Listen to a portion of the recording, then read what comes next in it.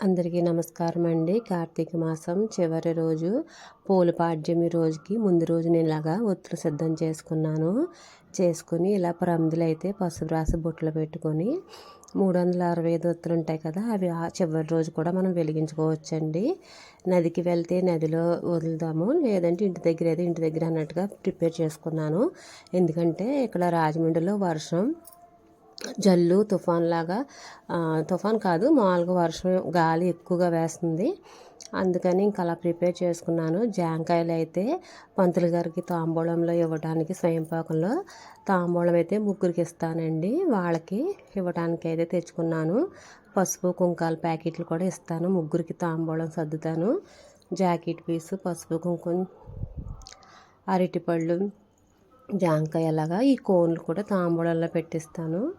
ఆ టవల్ అయితే బ్రాహ్మణులకు ఇవ్వడానికి, స్వయం పాకం బెల్లం, ఇది గుమ్మడికాయ, ఇది కూడా స్వయం పాకంలో పంతులు గారికి ఇవ్వటానికి, అరటికాయలు కూడా స్వయం పాకంలో ఇవ్వటానికి పువ్వులు తెచ్చుకున్నానండి. వర్షం ఈవినింగ్ అయితే చాలా ఇబ్బంది పడ్డాము తెచ్చుకోవడానికి. అన్నీ తడుసుకొని కూడా తీసుకొచ్చేసరికి ఇంకా కొన్ని మెయిన్గా తెచ్చుకున్నానండి. తర్వాత అయితే తెల్లవారుజామున లెగిసి ఇలాగా పసుపు వినాయకుడిని, గౌరీదేవిని, శివుడిని రెడీ చేసుకునేలాగా పూజ చేసుకున్నాము. అరటి డొప్పల్లోకి అయితే ఒత్తులు సర్దుకుని నేను, మా పిల్లలు, మా ఆయనగారు, మా అమ్మగారు మొత్తం 5 వదిలామండి.